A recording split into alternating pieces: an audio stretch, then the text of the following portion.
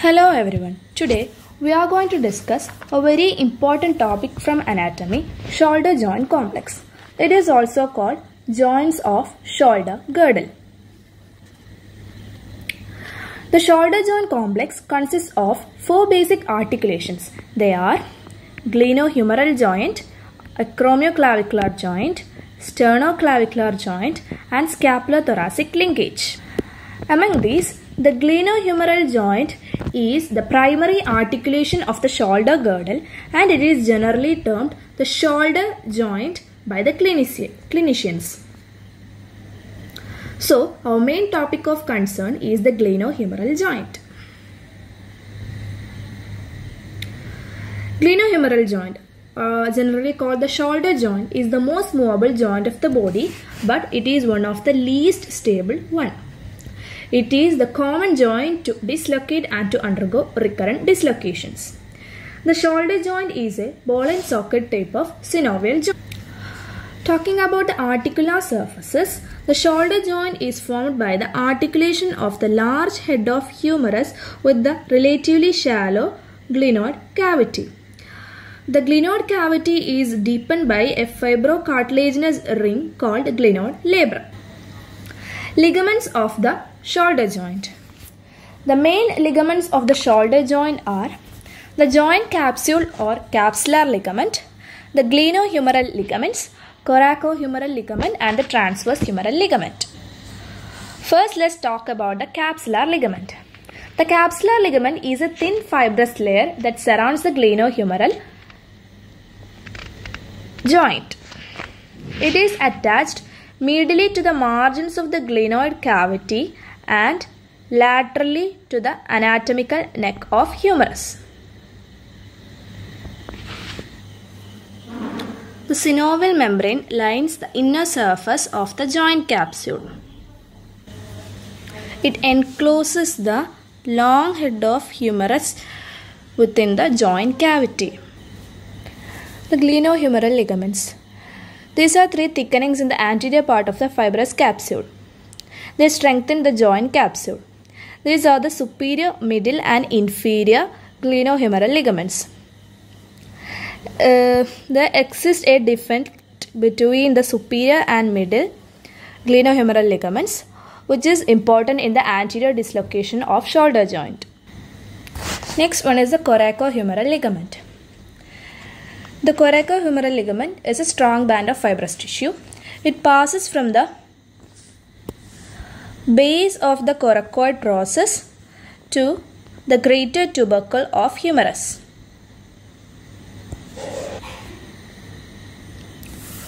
The transverse humeral ligament bridges the bicipital groove between the greater and lesser tubercles. Now let's talk about the bursa related to the shoulder joint. The bursas related to the shoulder joint are the subscapular bursa, the subacromial bursa, also called the subdeltoid bursa, and the infraspinatus bursa. The subscapular bursa, it lies between the tendon of subscapularis and the neck of scapula.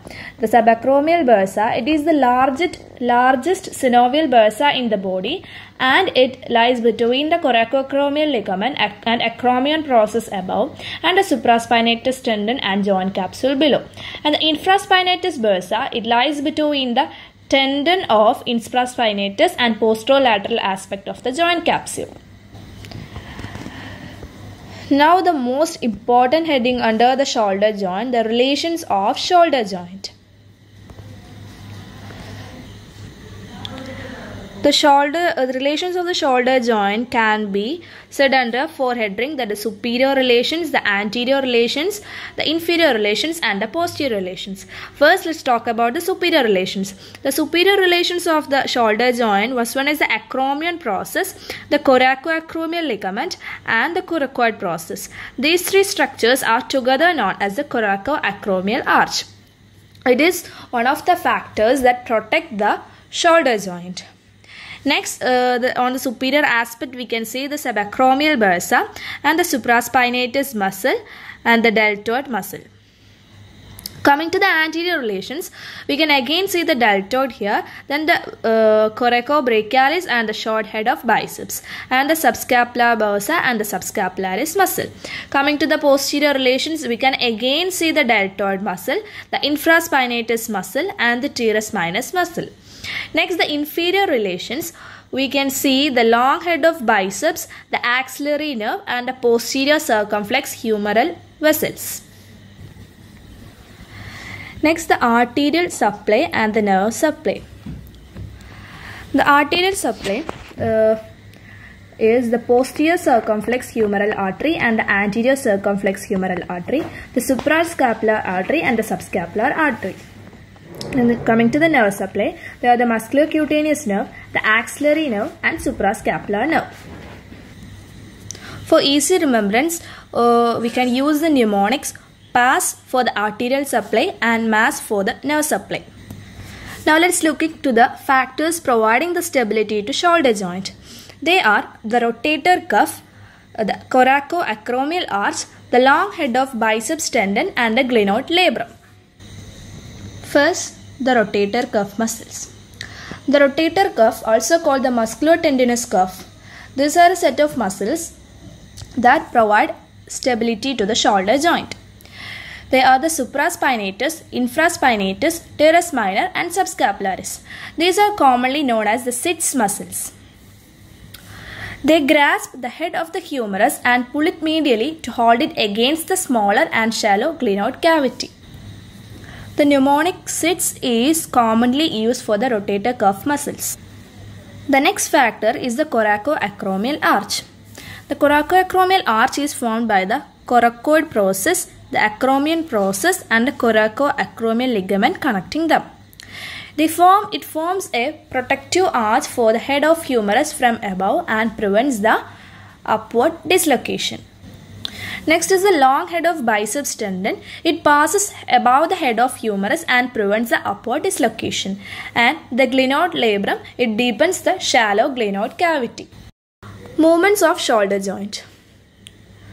The shoulder joint has more freedom of mobility than any other joint in the body. The shoulder joint permits 4 groups of movements. These are flexion and extension, abduction and adduction, medial and lateral rotation, and lastly circumduction. Flexion and extension. During flexion, the arm moves forwards and medially, and during extension, the arm moves backwards and laterally. Abduction and adduction. During abduction, the arm moves anterolaterally away from the trunk, and during adduction, the arm moves posteromedially towards the trunk. Medial and lateral rotation. These movements are best demonstration in a mid-flexed elbow. In this position, the hand moves medially in medial rotation and laterally in lateral rotation. Circumduction is an orderly movement of flexion, abduction, extension and adduction or the reverse. Now let's look into the muscles that produce the various movements. Flexion is brought about by pectoralis major, the clavicular part of the pectoralis major and the anterior fibers of deltoid. Extension is by the posterior fibers of the deltoid and the latissimus dorsi. Adduction is by the sternocostal part of the pectoralis major and the latissimus dorsi. Abduction is by the lateral fibers of the deltoid and the supraspinatus. Medial rotation is mainly by the subscapularis and lateral rotation mainly by the posterior fibers of deltoid. Now let's look into the clinical correlations of the shoulder joint. The most common clinical case of the shoulder joint is the dislocation of shoulder joint. The dislocation mostly occur inferiorly as it is least supported inferiorly. Clinically, it is described as anterior or posterior dislocation, indicating whether the humeral head has distended anterior or posterior to the infraglenoid tubercle of scapula. The dislocation is mainly caused by the extensive extension or extensive lateral rotation of the humerus.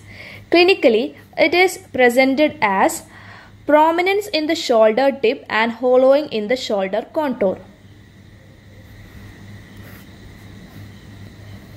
The next one is the rotator cuff disorders. They are the calcific supraspinatus tendinous, which is caused by the deposition of calcium in the supraspinatus tendon. Next one is the subacromial bursitis.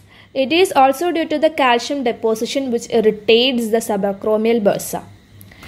And the last one is the frozen shoulder, which is also called adhesive capsulitis. This is caused by the shrinkage of joint capsule. It is characterized by pain and uniform limitation of movements of the shoulder joint.